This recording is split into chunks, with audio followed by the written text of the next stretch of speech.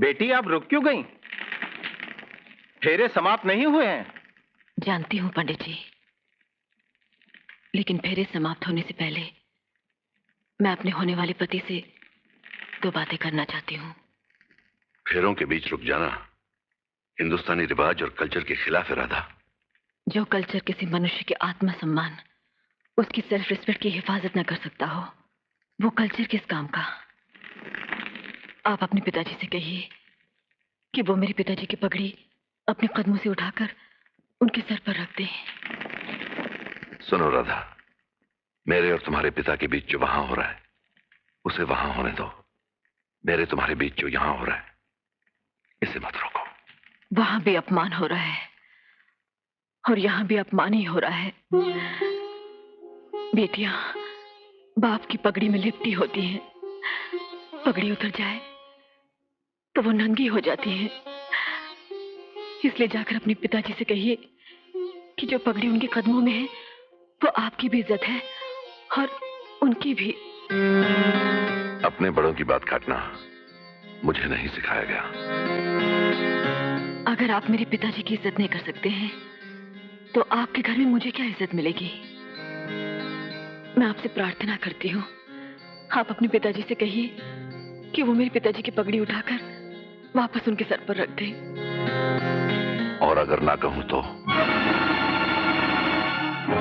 इस गठबंधन में एक चादर मेरी भी है।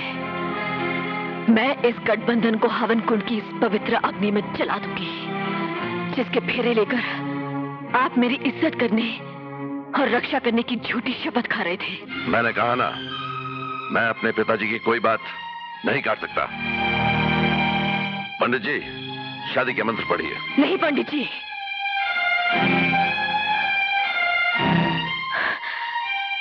जिस शादी का आधार प्रेम न हो, मान सम्मान न हो, वो शादी शादी नहीं बल्कि हमारी संस्कृति का अपमान है।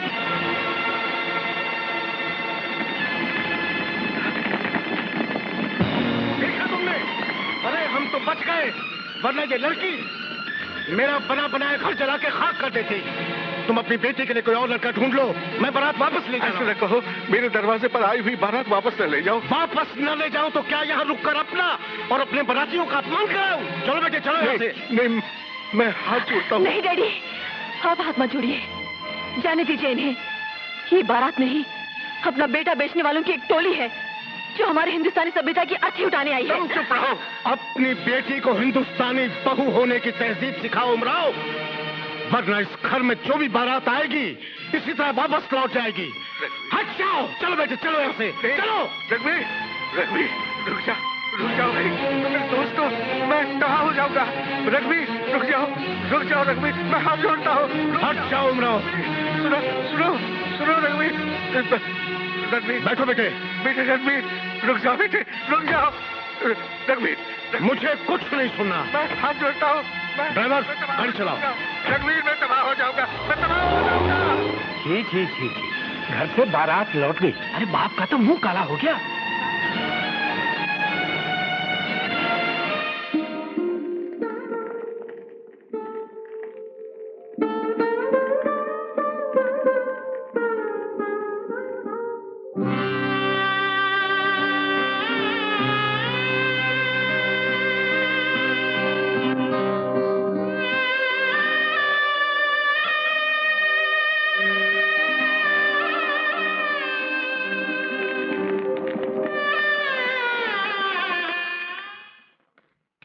राधा,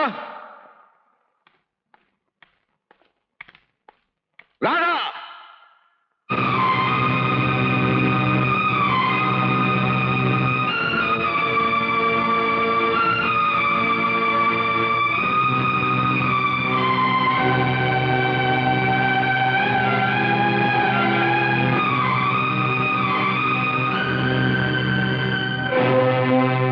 डैडी, आपकी पगड़ी।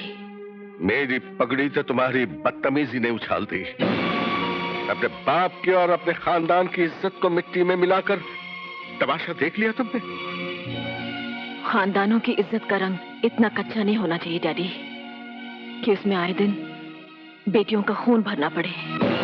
हमारे खानदान के सदियों पुराने इतिहास में ये पहली बारात है जो हमारे दरवाजे से लौट गई। जानती हूँ डैडी, लेकिन इस खानदान के इतिहास के साथ साथ इस खानदान की बेटियों को भी इज्जत से जीने का हक मिलना चाहिए। अगर आपने मुझे पढ़ाया लिखाया ना होता तो आज ये बारात भी न लौटी होती। और बारात लौटने से हमारी क्या जिल्लत हुई है डैडी? जिल्लत तो उनकी हुई जो लौटाए गए।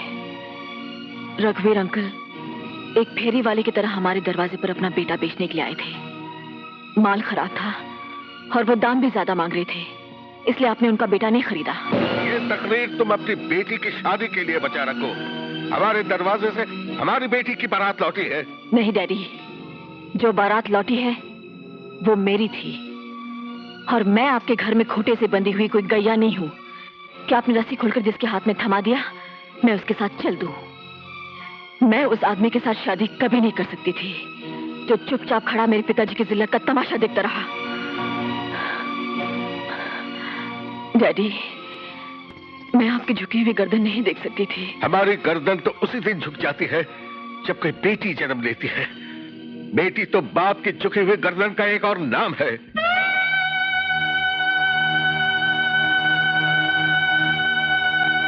शायद इसलिए आप लोग पहले जमाने में बेटी को जन्म लेते ही जिंदा गाड़ दिया करते थे।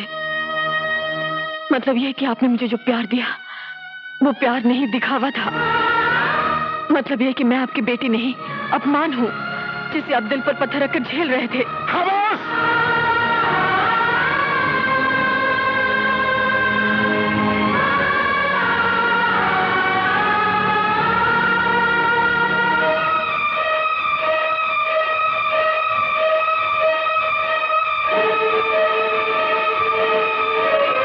तुमने अपने दिल की बात कह ली ना। अब मैं अपने दिल की बात करूंगा। राधा, राधा, अंकल का मूड मुझे अच्छा नहीं लगा। तुम उनके पास जाओ। क्या कहने जाऊं कि आप हाथ पांव जोड़कर बारात वापस ले आइए, मैं शादी के लिए तैयार हूं। ये बहस का वक्त नहीं है राधा, तुम उनके पास जाओ, कुछ भी हो सकता है, प्लीज।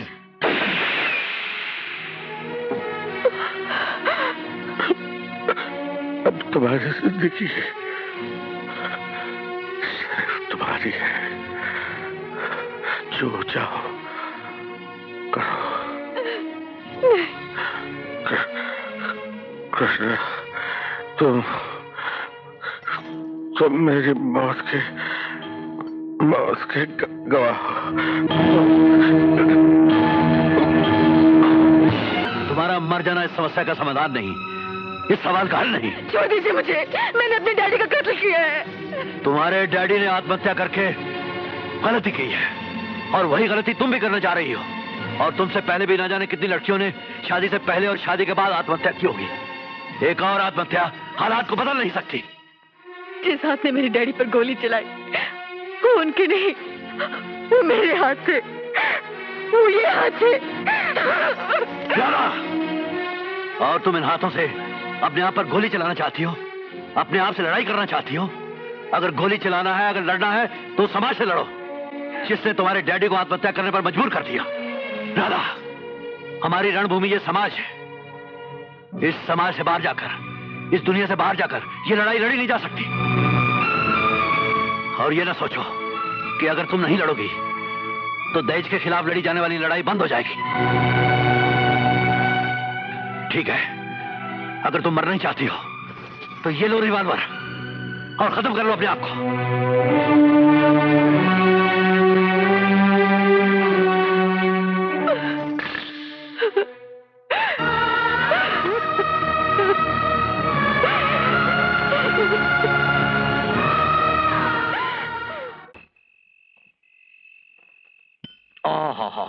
जायकेदार बना है, सूप अच्छा है। अरे शुरू करो बेटे, ठंडा हो जाएगा। जिस घर में मौत हो गई हो उस घर के लोग मौत के दिन खाना नहीं खाते। हाँ हाँ वो तो ठीक है, मगर इस घर में किसकी मौत हुई है?